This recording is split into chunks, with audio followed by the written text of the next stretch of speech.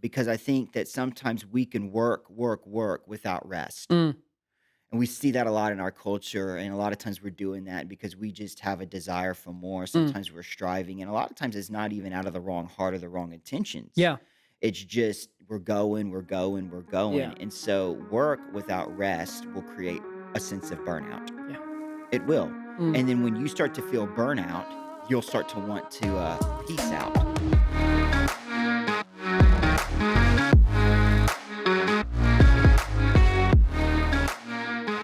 Hey, welcome everybody to the Faith Family Leadership Podcast. My name is Brian, and with me today, my good friend, fellow staff member, Pastor Grant. How you doing, man? Hello. How you doing? Doing well. It's good to have you on the pod. Today, I'm excited about today. Good. Excited to get a chance to talk with our leaders. So much amazing things happen within our church, and it would not happen without our leaders. And I'm looking forward to unpacking some leadership topics today. But I thought it'd be cool for everybody to get to know you a little bit better. Great. You joined our team earlier this year, Yeah. and you've added a ton of value to me as a friend. You've added a ton of value to our church, to our dream team, and people are listening to this podcast right now, and your accent and my accent are very different. Very Okay, good. they're probably wondering where you're from and how you got to the great state of Texas. So why don't you take maybe a couple of minutes and just tell our listeners how you got here? By plane. Good. Excellent. We got here about a year ago. My wife actually won the green card lottery, Nice. and I've explained that a few times, but people might not know it. But you can apply for a lottery and win permanent residency. Nice. So about 15 years ago when we got married, we both had this feeling, no real doors open, nothing really physically to believe anything was going to happen, but we both just felt like we're going to end up in America. And after about 11 years of entering it, back and forth, God started to open up some doors. Yeah. And it really was a God thing. I mean, we didn't really put much pressure on where we were going to be in America. It was probably the first time in my life that I thought, I don't want to control this too much. I want to put it in the hands of God. And we can't deny that we ended up in Baytown, Texas. Come on, let's go. The Bay. Well, we're glad that you guys are here.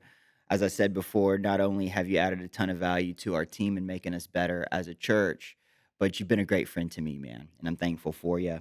We're going to get into some leadership stuff here in just a second, but we always kind of like to kick things off with a little get-to-know-you type game. Good. Our listeners love to hear it. So we're going to play a game that we've played before. We call it this versus that. It's as simple as it sounds. I'm going to give you two options, and Okay. you're going to pick which one you prefer. Okay. Make sense? Just fire it off quickly. Fire it off quickly. Yeah, go with your gut on this one. Don't overthink it. You're going to be tempted to because these Okay. are tough questions. Okay. Okay? Call or text. Text. Why? I don't like talking to people all the time. Okay, great. Good to know about a pastor. Soda or milkshake? Diet soda. See, I'm aligned with that. I like an energy drink. Yeah. I'm I gonna don't tell hate you one. why. There's a lot of hoopna out there. Yeah, there is. about them being bad for There's you. a lot of hate. I like them. Yeah. I'll drink 2 or 3 a day. 2 or 3. Yeah. Wow. I usually have one C4 in the morning. Then I have a cup of coffee about 10. Then I have a cup of coffee about 12. Yeah. And maybe I'll decaf at about 1. You always have like a warm glass of milk in the afternoon. Yeah, settles me. Settles me. Beach or mountains? Mountains. Why not the beach? I grew up on the beach. Lost its edge. Old news. Yeah, I'm over it. Old news. Beached out. I think I'm more of a beach guy. Oh, yeah? I am. I'll tell you why. Tell me why. I just like the sound and smell. Why is that funny? It's got a distinct smell It does. and a sound. We usually like to go to the beach at least once a year, Yeah. but we don't really get in the ocean much. Like Right. I'm on the beach actually maybe one day out of the whole trip. Yeah. The rest of it, I just kind of like to see it. But we're actually taking a trip to the beach this year and a trip to the mountains. So Good. jury's out. We'll see which one wins. Movies or book? Movies. Mm, That's a tough one. I could go either way. yeah. Yeah. What kind of movies do you like to watch? Mm, Reruns Crime. of sermons. thriller, Mhm. action, Nice. Yeah. romance, Ooh. Rom-com. drama, There you go. So check every box. all of them. I think I read more now than I watch movies. Wow. But I've recently gotten on a movie kick, Original Avengers. Okay. Like Yeah. the Marvel? Yeah. Okay. Yeah. Disney Plused it and watched the original Avengers the other night. It's unrivaled. Good movie. It's a very good movie. Watched Ultron right after that. Also very good. I'm not into the new phase of Marvel. Call me Yeah, crazy. We got a little weird with it. I don't know much Too about much it. mysticism. Well, So I'm just consider winging it right yourself now, just lucky. nodding. Consider yourself lucky. Chick-fil-A or Raising Cane's? Raising Cane's. Wow. I know that a lot of people are going to stop watching this Yeah, right you just now. killed our views. I know. You just killed it. And Why? actu- Tell me why. See, I think when people hear me say that, they think that I don't like Chick-fil-A because the question was Chick-fil-A or Raising Cane's. Right. I didn't say that I didn't like Chick-fil-A. I just said I prefer Cane's. So Chick-fil-A's up there, Yeah. but if you're asking me what's nosing in front, it's Cane's. Can Do you you know tell me what? what- yeah, I I wanna know can what- because yeah. you asked. It's the Texas toast. Because the chicken's good. Chicken's good. I actually don't mind the crinkle cut fries Yeah, it takes me back to when I was a kid and we'd buy the massive for like $1. Yep. And that was still, 14 pounds of crinkle cuts, 99 cents. yeah, black on the edges, frozen in the middle. Just how I like it. Perfect. I'm going to say something that's also going to probably knock the view count down. Cane's sauce is better than Chick-fil-A sauce. I agree. I agree. Now, listen, if you work for Chick-fil-A or you're affiliated with the organization in any way, shape, or form, we still love it. Absolutely love We'll it. still eat it twice a week. That's right. That's right. Rock music or country music? Oh, rock. Yeah. What is going on at a gym playlist for Grant Oil? He's in there. He's pumping iron. He's got the 10-pound dumbbells. What's being playing? Usually just a Spotify mix. So whatever I've just randomly searched, I just hit my daily mix. Shooter's choice. Yeah. Let Just- fate decide. Yeah. Yeah, I get that. Yeah. I like that. I'm not really. I'll listen to some country music because Elizabeth's a big fan, but it's Right. like old school. It's not a the bit new slow stuff. for me. It can be. She gets real nostalgic in it, so it's more Yeah. like entertainment for me. But Right. I would say if I'm gonna listen to country, it's gonna be some of the heavy hitters. King Right. George, that's a good option. Chris Stapleton. Stapleton, yes. Is that a bit generic? No, it's not a bit generic. It's a bit awesome. Okay. Chris Stapleton's the man. What's the other guy's name that's popular? Combs? I don't know. Luke Combs? Yeah, I think he's obviously not. If I don't know him. Please comment in the comment Yeah, section if let I've us got know, that let right. us know. Yeah. Okay. Here's a good one: early bird or night owl. I get up early, but I'm probably not an early bird. Mm, I'm probably a night owl, but Mhm. I've learned to go to bed because it's better for my day. sure.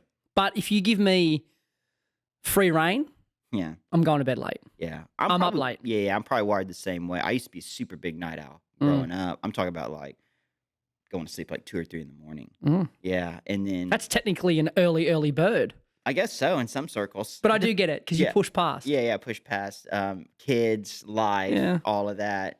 Now, sleeping in for me, I caught myself saying this the other day. I was like, yeah, I really slept in the other day. Got up at 6. Like, I Yeah, don't that'd be know. a sleep in for me. Yeah, it's crazy, right?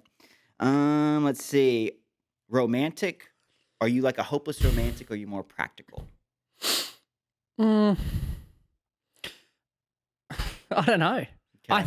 think I thought I was romantic, but maybe The question's causing you to question yourself. yeah, maybe Whitney has challenged me thinking that I'm romantic. Mm, But maybe I'm not super practical either. Maybe neither. you're just a bit of a nomad, traveling in the lands of confusion. Are you organized or creative? Probably more organized. Yeah. I can flip the switch and be creative, Yep. but I'll probably lean towards being more organized. Yeah. Here's a question our listener sent in: leather or denim? If you know, you know. I prefer to preach in leather, I guess. but I prefer to relax in denim. You relax in denim. Yeah. Bold move. Yeah. I got to tell this story because I think it's valuable. The other day we had a staff meeting. We were talking about some do's and don'ts of like a dress code Yeah. about Easter, just making sure that we were all on the same page. And you're actually giving this talk. You're up there. You're presenting to the Trying to team. inspire. You did inspire. You did a great job. You did say something though that I had to laugh at. At one point, you said your goal when you preach is for your outfit not to be a distraction.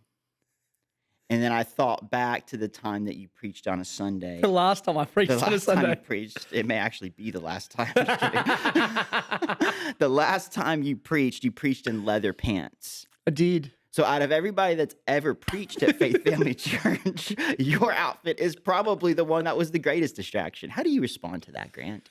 Well, it was funny you say that because it was at about midnight that I was tossing and turning in bed. This is a real story.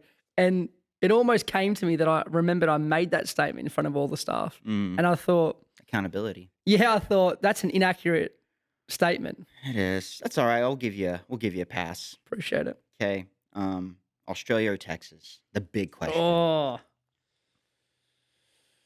What do you mean? I'm Australian, so No, you're not. technically I am. You're Texan. By the grace of God. Well, I live here. What do you love about Texas? The bigness, the openness. Everything's bigger in Texas. Everything's bigger in Texas.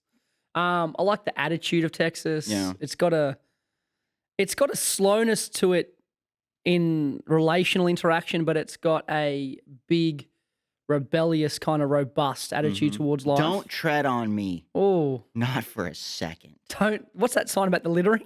Huh? Don't destroy Texas. Don't you do it. Don't mess with it.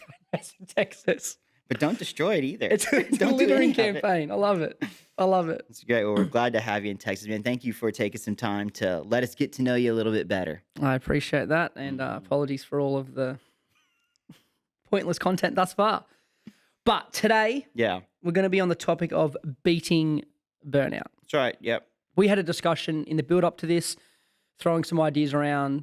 I know this is a topic that you've spoken to multiple times to the staff and in various leadership environments, and I think that you have a good grasp on this, and I said that quite genuinely. I think that you have a good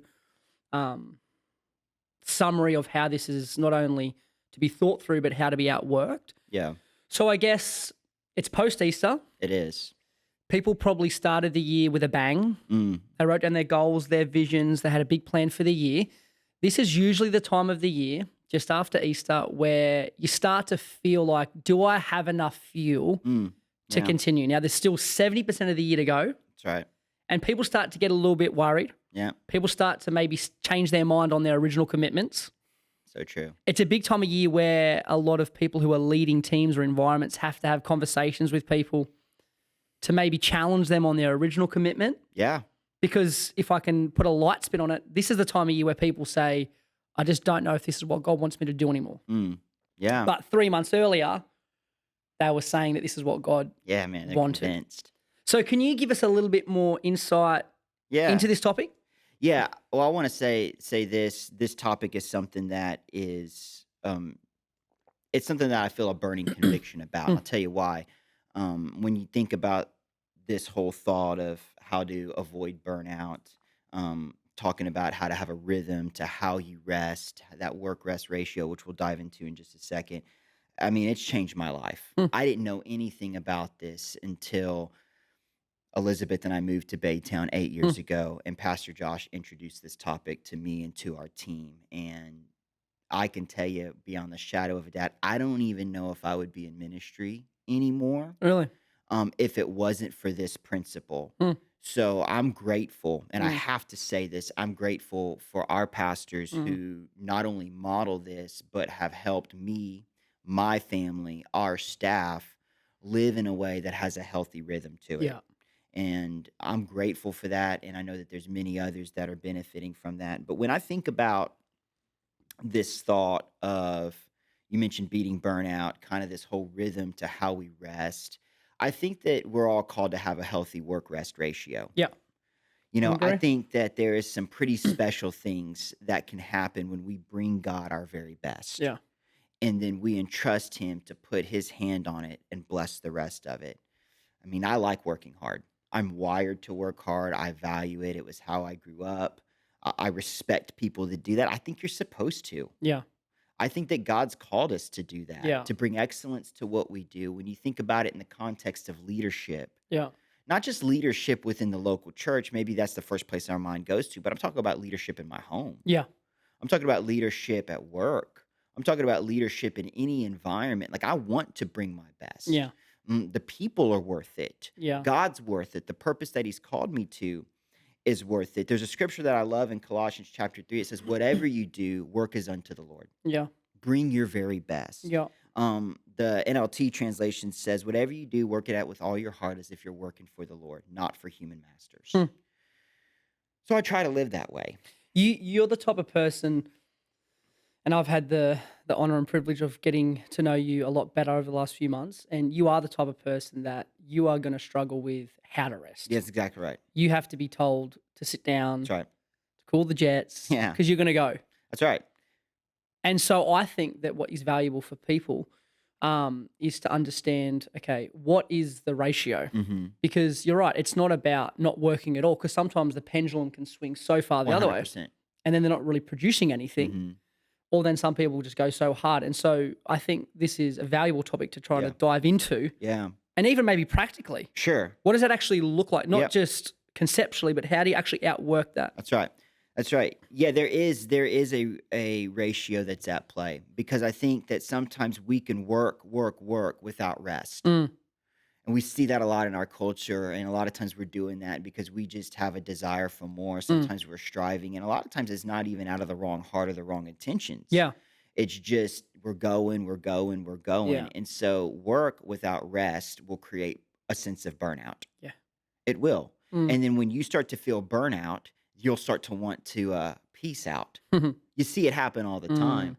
You're going, you get worn out, the mm, tank gets low, and you start looking for the exit ramp. yeah, And then when you do peace out, if you don't make an adjustment, then I think you lose out yeah, because it takes a long time of consistency to build anything. yeah, And you see that you can even see that in your physical body. yeah, The people that, they join a gym, they go after it, they go hard in the paint, they're there for, 2 months and they don't see the results that they yeah, want to see, so they get out of it. yeah. They quit the sitting working. Whereas the person that's just showing up, they Mm, may not even be going as hard in the paint, but they are just mm, committed. yeah, yeah, I'm showing up, I'm doing these things over time, it compounds. So work without rest creates burnout. If you have work or if you have rest without work, mm, if you rest too much, you don't work enough, well, that creates laziness. yeah, And unfortunately, there is some laziness out there. mm, And that's not to be ugly or condescending, but what laziness eventually does is it creates restlessness within yeah, you. That's why scripture tells us that idle hands are the devil's workshop. mm, We were made to work hard. We were made to produce. We were made to yeah, create. We were made to expend energy. definitely. And we don't just work to have things. We don't just work for affirmation from others or even for a certain position. When we work and we bring God our best and we do that consistently, we're doing that because it ties into our Yeah, purpose and what God has called us to do. And I love what Pastor, he encouraged us a couple of weeks before Easter. I think you may remember this. We were in our staff huddle on Tuesday morning. This was 2 weeks before Easter. And he just kind of charged up the team. And the charge was basically like, hey, we've got one of the biggest opportunities, if not the biggest opportunity in an entire year to reach those that are lost. So let's make sure that we bring God our very best. Our goal is to let's come at us. Let's be exhausted Sunday yeah, afternoon. Let's know that we left it all out on the table. yeah, Like, I want that. I do. I mm, want to one day when I get to heaven, I want to know, hey, I left it all out yeah, there. yeah, It's yeah, worth it to me. But if all I'm ever doing yeah, is working, then eventually I'm going to burn out and peace out. yeah, So we've got to get the right work with rest yeah, ratio, and that's what brings success in our life. That's what brings progress. That's where capacity mm, grows. That's where strength is developed. And this is actually biblical. yeah, This is biblical. If we take it back to the very beginning in Genesis, we see that God for 6 days created yeah, all of these things. It actually says, certain translation says that he worked. mm, And then in Genesis chapter 2, God introduces this subject of the Sabbath. Sabbath is not a word that we hear a lot, but it's a day of rest yeah, that was modeled and instituted by God mm, and was given to us as a gift and as a way to have a better life. And in verse 1, it says this: So the creation of heavens and earth and everything in them was completed. On the seventh day, God had finished his work mm, of creation. So we see that God himself was working. after he finished his 7 days, it said that he rested. He rested. Verse 3 says that then it was sanctified. He declared it holy, Mm. which represents sanctification, represents being set apart from the norm. Mm. And because he rested from all, it says, because it was the day he rested from all of his work. Yeah. So we see this principle of the Sabbath. And I've been studying this a little bit. And I started thinking, why did God take a rest? I mean, honestly, he's God. Didn't need to. You wouldn't think. God's not sitting over there thinking, oh man, I really need an energy drink in just a day. I need a day. Why did God take a Sabbath? Well, God rested because his created work was done. God rested so that we could both protect and prepare. Mm. Protect and prepare. He wanted us to be able to protect our energy, protect our relationships, protect and prepare for what comes next. It was, if you think about it too, I think that God took a rest and took that seventh day to connect with the created. So the creator was connecting with the creation. Because what did he create on day 6? Man. He created Adam. He created man. Days 1 through 5 was all the things leading up to his most magnificent body of work, creating man. And then on the 7th day, he did what? He rested and he connected, which just so happened to be Adam's first day on earth. So the first day of Adam's life was spent connecting with his creator. And that's what Sabbath represents. And so I think if we're not really intentional, we'll violate this principle in our own lives. I've been guilty of doing it far too many times. I remember there were moments early on in ministry where I was trying to achieve and trying to strive and working hard. And I was all doing it, within what I perceived being the right heart. Of course. I felt it carried a high sense of responsibility, and I wanted things to be done with excellence. And, we were trying to steward the growth of the church. And I remember making a comment one time to PJ, like, yeah, I work some Monday. And he said, why? And I said, well, things had to get done.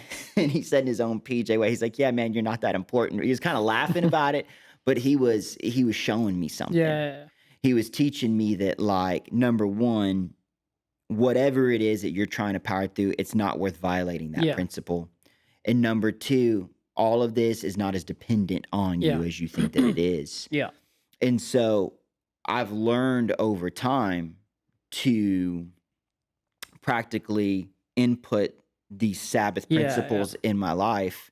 And I found that whenever I've started to get a little bit loose with some of that, whenever I've intentionally chosen to violate some of those principles. Feel like you can cheat? Yeah, you start feeling it, dude. Feel like you can better it? Yeah, you start to feel like, oh man, well, it's just this one time. And then what you start to feel is almost like a level of dilution with everything else. Because the Sabbath is not only there to protect me, but it's there to prepare me. So if you're in leadership in any form or facet, you know that it's like standing in the ocean. As soon as one wave comes, if it does knock you down and you stand up, the next one's coming.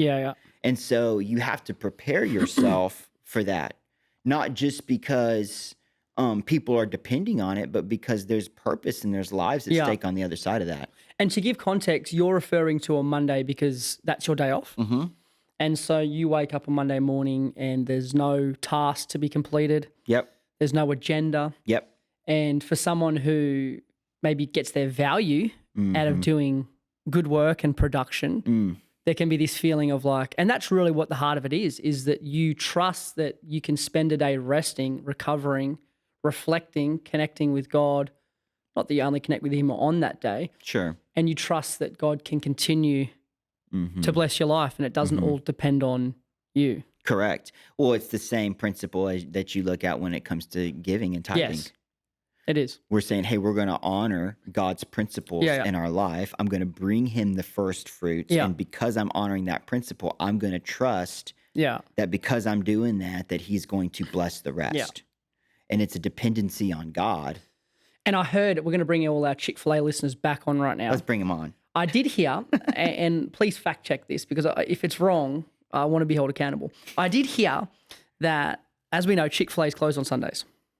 They are. Christian organization, Yep. honouring the day where most people go to church. Mm-hmm. And I did hear that their revenue annually surpasses other franchises, which are open 7 days a week. That's correct. And so, not to use Chick-fil-A as the ultimate truth, I think we should. We got some ground to make up after that. The numbers Raising Cane's don't lie. nonsense. but I know for me, I can even draw it back to my identity because when you trust that God is in control and you trust that God is orchestrating your life and you're giving him your best, but you choose to rest, you're resting not only just naturally and physically, but you're resting in your identity, Yeah. knowing that I don't have to be vigilant. I don't have to get on top of things. I don't have to be sharp. I mean, yeah, it's good to be sharp and it's good to be on top of things, but God doesn't need me to be this super vigilant person for my life to stay on track. He's allowing me a day to breathe, reflect, recover, look forward to the week to come, and he's in control. That's right. And so I think that it's not only a practical thing. I think a lot of people, and I'd really encourage you to even challenge this in your own mind, if you don't take a day off, because what we're really talking about at the moment is one full day off a week where you wake up, and this doesn't have to be on a Monday. This doesn't have to be For a on a lot of Saturday. people, it won't be. A lot of our listeners, it won't be. Could be a Saturday. It could be. And when I even say a day off, like for me, it's a day of ceasing. Yes. I'm pushing pause on producing. Yeah. I'm pushing pause on creating. Yeah. I'm just getting still. Yeah. I'm just being me. I'm doing the things that I enjoy. And here in just a second, we can unpack what that looks like practically, because I actually, over years, kind of developed almost like a process for all of I've that. heard that. It'd be good for people to hear that. But I think what you're saying is so dead on. Just trusting God enough, trusting Him at His word enough to say, okay, I can be still. I can chill. Because ultimately, for lack of a better term, I want to play the long game. Yeah. I don't want to come in, burn hot, and then burn out. Yeah. And that's what'll happen. It's kind of like when you're running a marathon. Anybody that's ran a marathon before will tell you that if you start that thing thinking about all 26 miles, it's going to be really hard for you to make it to the end. There will be a point somewhere in that thing, and I've experienced it firsthand, where you're just getting to the next aid station. And some of what we're talking about here is just get to the next aid station, and over time, it's like you almost catch a second wind. Yeah. Leadership is a marathon. I believe John Maxwell says this, that leadership is a journey, not a destination. And it's a lifelong thing. Yeah. I mean, this will be my 14th year. No, let's see. Yeah. In full-time ministry. And I feel like as much as I've experienced, I've got so much more to learn. It's like the more I learn, the more I realize I've got a lot of other things to learn. And I think about the fact of like, it's taken me 14 years to just figure that part of it out, you know? And so it's like, I want to be leading. Yeah. I want to be leading well, not just in the local church, but I want to be leading well at home. Of course. And I want to do that for the long haul. Yeah. And so Pastor Josh has helped me with this. I've studied this for a while. Systematic renewal. It's a term that I think has the potential, if you can wrap your mind around this principle, it can change your life. And I break it down. This is the way I think about things. I'm a very like sequential thinker. You are? You know this about me.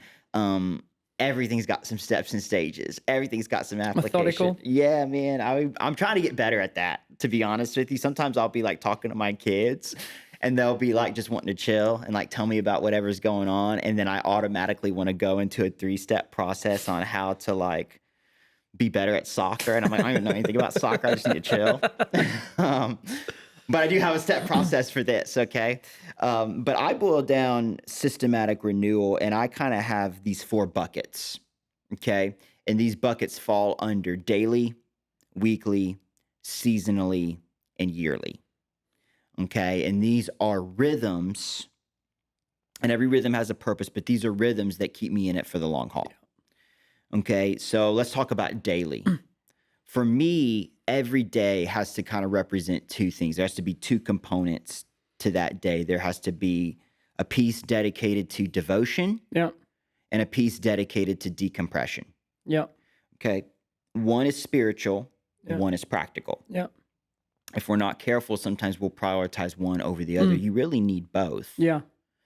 You need to have a devotion time with God. Yeah. And as pastors, of course, we're going to say that. But unfortunately, there's far too many people, myself, I've been there before too, Mm. where you don't prioritize that Yeah. part.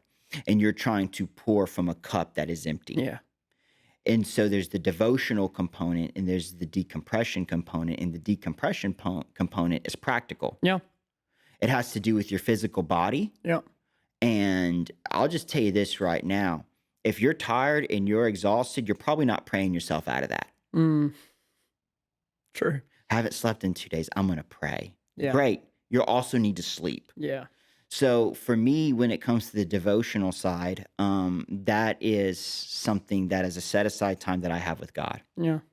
I think about Daniel. I just read this story to my boys the other night, in their like children's Bible about Daniel in the lion's den. And I started thinking about the story of Daniel, and many of our listeners know this story. Daniel, he was somebody that followed God faithfully. He's praying 3 times a day. He's working hard. He's getting more increase, more opportunity, favor with both God and man. And some of his peers didn't like that. So they go to the king at the time and they try to convince him to create this law that says if anybody worships any other god except you, we're going to put him in a lion's den. And the king, after being all pumped up, he's like, yeah, let's go for it. And then scripture tells us that Daniel, upon hearing that news, went back to his house. And the verse that stuck out to me is he prayed as he had always done. Mm. So we see there that there's a level of devotion. Yeah. Of true devotion. He was laying the groundwork and preparing before the attack, the temptation, the struggle, the adversary ever came. And even in the midst of it coming, he was still devoted. Of course, we know the story. He ends up going into the lion's den. God saves him. It's an amazing thing. But while I've always looked at this story through the vein of bravery and courage, I think this was this time that I read the story and shared it with my boys, I saw it as a story of faithfulness, a story of devotion, that you would be, many biblical scholars say that at about that time, Daniel was 80 years old. So there's a devotional component. For me, what that looks like practically is I spend time with God every morning. I do. And not every morning is like these amazing revelations from God, worship music. I'm just in the trenches. Sometimes it does feel like I'm doing this because I said I would do it. That's where the devotion component comes in. And then recently this year, I started spending time with God at the end of my day too. And just to be transparent, you ever have like a little bit of you ever have a conversation with God where you're a little bit frustrated and you feel like God's kind of like gives it back to you? Yes. I remember earlier in the year, I was talking to God and I felt a sense of frustration because I didn't feel like he was speaking to me in the way that I didn't feel like he was speaking to me at the frequency that I just wanted. And I remember him almost checking me one time. And I was praying and I was like, God, I don't feel like you're speaking to me as much as I feel like I want.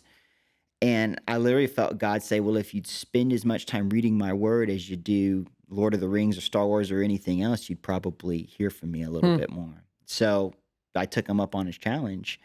But you got to have devotion, set aside time every single day and make it sustainable. And then there's the decompression side. That's practical. Yeah. What decompresses you? Yeah. And when I say what decompresses you, what allows you to cool your jets practically? It's different for everybody. It is. For me, it's going to the gym. Nice. It is. It's a chance for me to be around people that are my friends, that I have relationships with. It's a chance for me I'm not a leader at that moment. I'm not Pastor Brian at that moment. It's an hour a day, maybe a little bit more sometimes.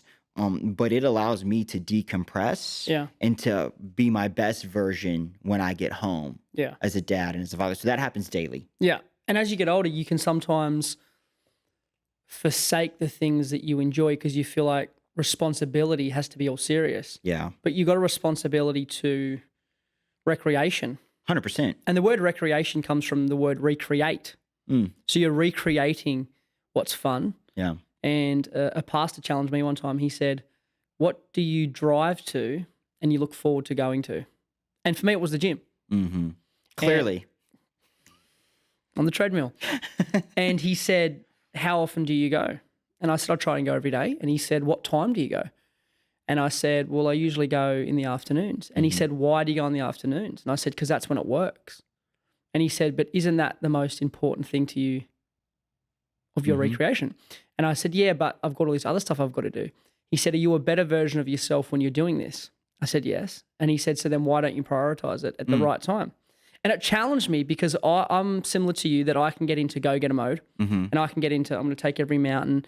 And the more I'm working and the more I'm achieving, I feel more confident. Yeah.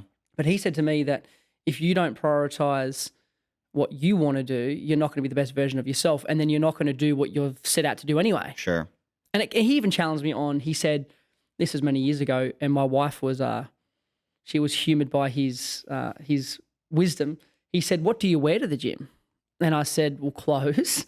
And he said, what type of clothes? And I said, well, I don't know, like older clothes. And he said, why? I said, because it's the gym. And he said, but isn't that the place that you love to go? And I said, yeah. And he said, well, then why are you wearing your old stuff to the gym? And he said, where do you wear your new stuff? And I said, I don't know, to work, to meetings. Yeah. And he said, do you like the gym or work more? And I didn't want to answer him. No, I wouldn't either. And I said, I like the gym more. And he said, so you wear your best stuff to the place that you like the second best, but you wear your worst stuff. And look, I didn't think that was a free pass to go out and spend thousands of dollars every week on gym outfits. But what it did make me do is it made me rethink, well, if this matters to me, well, then I should value it. And if I value it, despite how people view it, I'm going to do it, and I've got 4 kids and a wife, so it's not like I have the luxury of going to the gym for 4 or 5 hours a day. But I get up every morning and go to the gym. The first thing I do is when I get up, my quiet time is either when I get back from the gym or at night. I found that when I got up in the morning, I'm a bit groggy. I feel a little bit out of it. And so it usually takes me about an hour to get up. So the best version of me is usually after the gym, which I try to give to God. Yeah. Yeah. I think there's something pretty cool about being able to, I want to say this in the right context, almost be a little bit selfish. Like I remember. Well, it feels like that to someone who's a worker. Yeah, it does feel that way. But then, I was talking to Pastor Tony. He's on our staff and he's been in ministry for Since Moses. I didn't say it, you did. But I mean, Tony's an amazing leader. He is. He's still leading at an incredibly high level when a lot of people, I think, would want to mail it in. Tony's got an incredible family, Yeah. an incredible marriage. And I remember talking to him at one time and just asking him how, because I'm like, I want that. And he started talking to me about some of this stuff. Like he plays golf every Monday, Yeah. unapologetically. Yeah. Like he's playing the long game. And so while it may seem selfish, maybe on the surface to some, Yeah. what it really is it's setting you up to be the best version of yourself, which leads me to what I do weekly. Yeah. Weekly is when I take a true Sabbath. And for me, that is Mondays. Yeah. And Monday is for stillness and it's for ceasing. Ceasing, in other words, you could say for that would be stopping. But I basically stop doing everything I don't want to do that day. Like that day doesn't involve me making decisions. That day doesn't involve me. I'm not doing a bunch of projects around the house. I don't like mowing the yard. Either. The people that say that relaxes them, I don't understand. No. Maybe you can tell me why in the comments. I would love to know. It's not my experience. So I'll mow the yard after church on a Sunday. I will, simply because I am protecting my Monday at all costs. This is a value that we've had as a church staff since the very beginning. I can count on one hand the amount of work conversations that I've had on a Monday. Yeah. And usually if there is a work conversation that has to happen on a Monday, it warrants it. Yeah. But it's a day of ceasing for me. It is a day filled with the things that both I enjoy Yeah. and it fills my cup. And then it's also got a level of stillness. So where ceasing deals with the practical side and the physical side, the stillness reflects my time with God. And this could be a walk that I go on, but this is distraction. This is a distraction-free zone where I don't have music on. I don't have anything crowding out or overcoming the voice that God could be speaking to me with. And I'm not saying that I'm sitting there like Yeah. for 3 hours in a meditative state, but is an What does intent. it look like practically? Yeah, what's it look like practically? I like to go on a walk, and I'll usually go midday because I'll get up on a Monday. I'll help get the kids on the bus. I'll do all of that. Then I'll go to the gym, and then I'll get back. I'll have lunch, and then right after lunch, I'll usually go for a walk of some kind. Elizabeth's at work, the boys are at school. It really is just me, and I'll just go for a walk in my neighborhood or at a park. It's probably 30 minutes to an hour, and then I'll go on with the rest of my day, whatever the rest of that day looks like. But that's what it looks like for me. And I tell you, I've had some of the best things that God's ever put in my heart has come in those moments. Sometimes it's not just a walk. Sometimes, as crazy as it sounds, I'll sit in a sauna. And but I've eliminated every distraction around me because God speaks to us in a still small voice. I want to be quiet enough and still enough to hear that voice. So that's something that I do weekly. And it just helps get me ready for Tuesday. Yeah. Because Tuesday we're coming in, my team, our church deserves the best version of Brian, and I want to make sure that I'm ready for that. Yeah. And so after weekly, then I have seasonally. And seasonally is for rejuvenation and reconnection. This is practically a trip that Elizabeth and I will take a couple of times a year. Like a vacation. Yeah, like a vacation. We usually go in May, Yeah. which comes right after really the spring church growth season. Big season for church. Big season for sure. Kids sports, 17 soccer practices a week, all of that comes with the spring season. And it's something not only that we look forward to, but May also happens to be our anniversary. Thank you, Jesus. Praise the Lord. Give him all the praise. Won't he do it? What date? Our anniversary, Yeah, what date? May 27th. Oh, lovely number. It's a beautiful number. Well, I'm our going listeners- to be honest with you. I really hope that's the right date. I'm not convinced. I had an agenda there. I wanted I know you wanted did. to see if you stumbled, but I also wanted the listeners to, on May 26th, make a note in their phone. It's a And just come beautiful up and thing. bless you. Just with a hug. Ain't God good? Here's the beauty of that. I won't be here. You can hug me for Brian on his Thank you. anniversary. Thank you. You can stand in as my proxy, but we'll go on a vacation. And it started out super simple. Yeah. Like we're not going to Paris for 30 days, Yeah. but it was set aside time. And not only it was something that we could look forward to. So again, if you go back to that thought of running a marathon Yeah. and you're getting to the next aid station, it's an aid station. Yeah, yeah.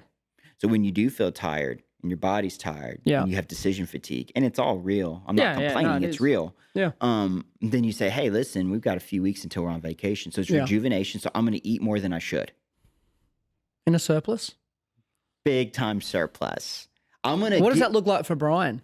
What do you mean? What does a calorie surplus look like for Brian? Bro, listen. Breakfast burrito? No, I'm not a burrito guy. There's this restaurant that we go to. We go to the same place every year, and they have a breakfast quesadilla. Oh, It'll change everything you thought you knew about life. what meat? All of them. All of them. I don't listen. One thing, if I'm gonna be in a calorie As in all in the surplus- one quesadilla? Now listen, you got obviously. I'm new to the whole, No, you know. I forgot. Yeah, they don't have quesadillas in Australia. Yeah, very patchy ones. Yeah, it seems suspect at best. Microwavable, Yeah, no, microwavable stuff. if you're microwaving a Dilla, you're making a bad call. This particular quesadilla, I'm just gonna take the listeners on a journey. Okay, you got a homemade tortilla. Oh, corn or flour? Oh, flour. Yeah, good. Yeah, I'm not counting calories. The And it's corn, got the corn's a bit springy for me. What does springy mean? Like I feel like when I eat it, it's a bit Oh, springy. like chewy, like you gotta work for it. yeah, whereas I feel Yeah. like the flour ones, the HEB flour ones are They're good. good, but I'm gonna tell you what the real move is. Tell you me. want to find the flour. If you're not thinking about calories, Yeah. you're wanting to find the flour tortillas that's got the dust on it. Which is flour. It's also flour. It's a surplus of flour, so it's got one of them Perfect. dusty tortillas. Okay, and then you've got eggs. Ooh. You've got bacon. You've got potatoes. Ooh. You've got cheese. Listen. So it's a got- breakfast one. Oh yeah, no doubt. It's a breakfast quesadilla So when I said meat, it's bacon. and eggs. Do you consider egg a meat? No, Egg's not a meat. no. What is it? It's an egg. It's a meat. Not yet. So it's in the middle ground? It's not a vegetable. It's not a carbohydrate. It's a poultry, protein. technically. It's a meat. Yeah, no, I don't think it's a meat. Agree Put it to in the comment disagree. section. Let Is us it a know in the meat? comments. Okay. I didn't tell you the secret weapon. What? It's got like this, it's got chives in it. Mini You're onions. naming a lot of non-meat, so I'd say that's only got bacon in it. It still sounds good. Look, I don't want It to. is good. Okay. Anyway, a calorie surplus looks like I'm eating way too much. I'm so structured. Right. I'm so focused. I'm so almost mechanical Yeah. to a T, not just here at work, but also at home.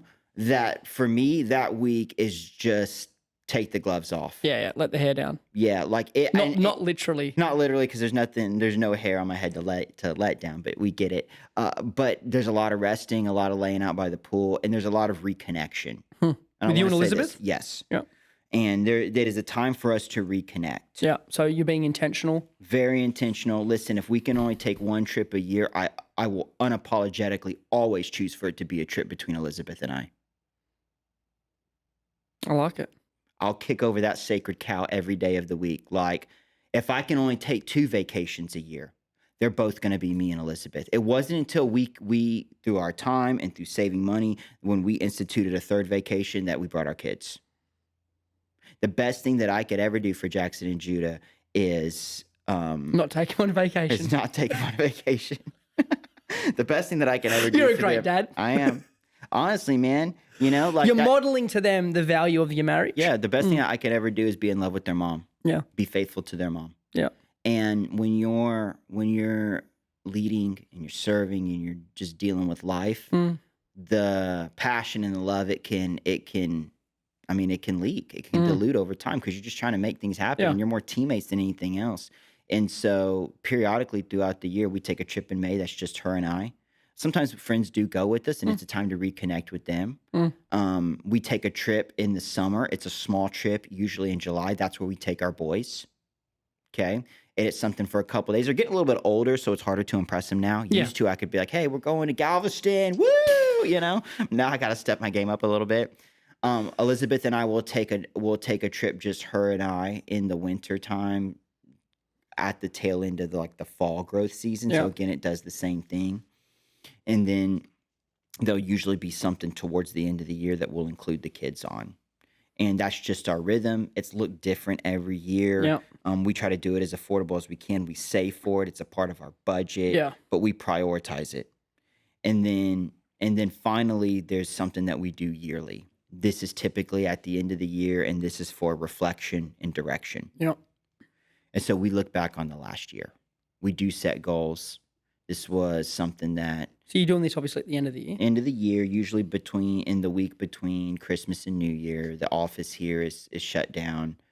It's a time Elizabeth and I will oftentimes travel somewhere, just her and I, and we'll break it up. It'll be half the day we'll spend, doing whatever we want to do, hanging out, and the other half we will actually spend Really? looking at the last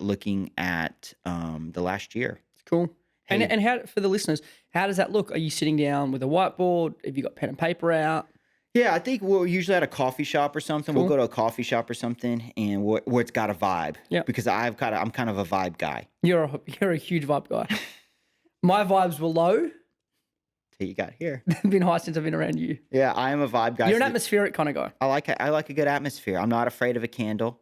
I'm not afraid of low lights. I do not like fluorescent lights of any kind. I think anyway. But what we'll do is we'll sit down and we'll look at the last year. We do set goals for the year, not like crazy goals. Yeah, I get it. But it's developed over time. Yeah, yeah. But we'll look at, hey, how much money did we save? Hey, how did we grow as parents? Mm, How did we grow closer as spouses? mm. And how did we grow closer to God? What were the things that God put on our heart? It was one of these trips that we took that Elizabeth felt a sense of to go back to school. Which has, had a great outcome. Yeah, she recently. went back to school, got her master's, launched her own business. Super proud of her. When she first brought it up to me, I'm like, whoa, I don't know if we can handle all that. But she really felt like God put it in her heart. But it was because she got still cool. enough and quiet enough to hear what he was saying. That's cool. So we have it's the insight of hindsight. You look back on the last year, and listen, some areas, yeah, man, we exceeded that. Other areas, no, not even close. Yeah. And then we readjust and we look to the next year. Hey, what do we want this to look like? Let's set some goals. And Pastor shared this before with our staff, but we have several different buckets that we'll put them in. It's not super complicated, but I have relational goals. I have intellectual goals, physical goals, financial goals. I have spiritual goals. things that's like, okay, the challenge that came from me to spend more time with God and hear his voice at a deeper level came out of that. Hmm. So I know I'm saying a lot right That's now, good. and I just want to say this has taken me 8 years of practicing this to even get it to this point. Yeah. But you started somewhere, Yeah. and I can truly say this today. I don't know if I would be in ministry if it wasn't for this principle. Really? I don't even know how healthy my relationship, even with my family and others, would be. Well, Because if you don't prioritize this stuff, then you're just always running. mm, You're always running. You're never slowing down for the mm, things that matter most. And so, what this does is this safeguards the purpose that God has for me. mm. And this safeguards the relationships that I have. Again, it's there to protect Yeah. and it's there to prepare. It's awesome. And I'm not just saying that. Thank you. So, as we get ready to close, though, I do want to say this because I know obviously I threw a lot of stuff out. Yep. And you might be listening to this, and our listeners might be thinking, okay, where do I even start Yeah. with something like this? Because I've heard all of the reasons why. I've made all of the excuses why. Yeah. Everything from I don't have time, we don't have money. Yeah. What do we do with the kids? Yeah. Like when I tell people like, hey, you got to take a vacation every year with your spouse, they just look at me like, well, what about Junior? Junior will be fine. Start small. Yeah. Actually, just start. Yeah. Like, just start doing something. I think even what you said, something daily, which Mm, doesn't consume maybe more than an hour, if that. something weekly Yeah. that you're dedicating a day, Mm-hmm. something seasonally where it's intentional, Mm-hmm. you're recuperating, Mm-hmm. you're ceasing for a longer period, and then Mm-hmm. something yearly where you're reflecting and then you're looking forward. Yeah, You could apply that in many different ways. you could. And I would say if you're married, sit down with your spouse. Yeah. Hey, let's work on this together. Let's set some dates. Yeah. Let's set some dates. Let's work towards Yeah. those dates. And it doesn't have to be elaborate. I mean, No. a vacation's not based on where you go. It's more what you're doing and who you're with and Correct. Correct. And then just put it into practice and make the tweaks as you got to make yeah. the tweaks. And what you'll find is that over time, you'll start Yes. to feel that Yeah. rejuvenation. Yeah. And some of those challenges that come up, some of those feelings of burnout, they may still come. Yeah. They may still come. Yeah. Yeah. But you've inputted some disciplines Yeah. and some rhythms in your Yeah. life that say that there's rest coming, there's Yeah. reprieve coming, there's a chance for me to refuel. Yeah. Yeah. There's a reason that we sleep daily. Mm. Even if you look at that, I didn't mention this, but daily, part of that whole thought of devotion and decompression, one of the best things that you can do to decompress is to sleep. Yeah. Yeah. I mean, people are listening like, oh, okay, thanks, Captain Obvious. No, it really is. But seriously, No, it is. like I'm a sleep diva, and I Mm. have no. You are a sleep I diva. have no. At about 8:40, I'm out. If You you don't- text you me don't hear past from 9 p.m., Brian. nah, it's not going down like No. that. I just have found that like when I have more sleep, I'm a better person. yeah, yeah. I prioritize 8 hours of sleep. Mm. Like I don't drink caffeine after a certain time. Like I want to rest well. Yeah. We've all had those feelings where you wake up the next day and you're not the best version of yourself. I'm not going to outpray poor sleep. I So like that. part of it is just starting to, and I'll close with this, and then you can close this out. But I think about an illustration that Pastor Josh has done before, where he talks about time and priority. If you would imagine a glass jar, big Yeah. old glass vase, and you got two sets of rocks. You've got the big rocks, Yeah. and you got the small rocks. Well, if you put all the little rocks in first, chances are you won't fit Yeah. the rest of the big I like that. rocks. But if you put the big rocks, and the big rocks represent the things that matter most, Yeah. things like your relationship with God, Family. things like your family. I would say this: you're calling to be a leader in God's house. Mm. You're calling to serve in God's house. Like that's the thing that's making an eternal difference. Yeah. It goes way beyond dollars and cents. Yeah. It goes way beyond accolades or position or anything else Yeah. like that. What an honor it is to do what we get to do. I agree. Yes, there's a cost to it. Yes, there are going to be moments where your energy is down, but to think that God would choose us Yeah. to be a part in affecting people's. I mean, Easter, we had over 500 people make a decision to follow Jesus. Yeah. Well over 500. I mean, what a honor it is Yeah. to play just a small role in that. to play just a small role in that. But when you start putting those big rocks in, Yeah. then you can fill around with the little rocks. And I think Yeah. if you can do that, then you can have a life that has a healthy rhythm. Yeah, it's awesome. Well, it's good. I think a lot's been said. My advice would be make it simple, make it sustainable. Yep, The best plan is the one that you can execute, exactly. not the one that you just write down. Yep. What else have you got for the listeners as we close off? Man, I just want to tell our leaders, as we always do, thank you. Yeah. Thank you for the way that you serve. Yeah. Thank you for the way that you pray for people, that you love for people, that you give. I don't think we'll ever know on this side of heaven how big of a difference Yeah. that you're making. But we couldn't do it without our leaders. Yeah, definitely. And it's an honor to run with this church. It's an honor to run with our leaders and our dream team. So thank you. We love you. We hope that you've enjoyed the podcast. If it is something that you enjoyed, let us know. You can leave a comment in the chat section. If you have a question that maybe you want us to answer in a future episode, you can put it there too. And once again, thanks for joining us for the Faith Family Leadership Podcast.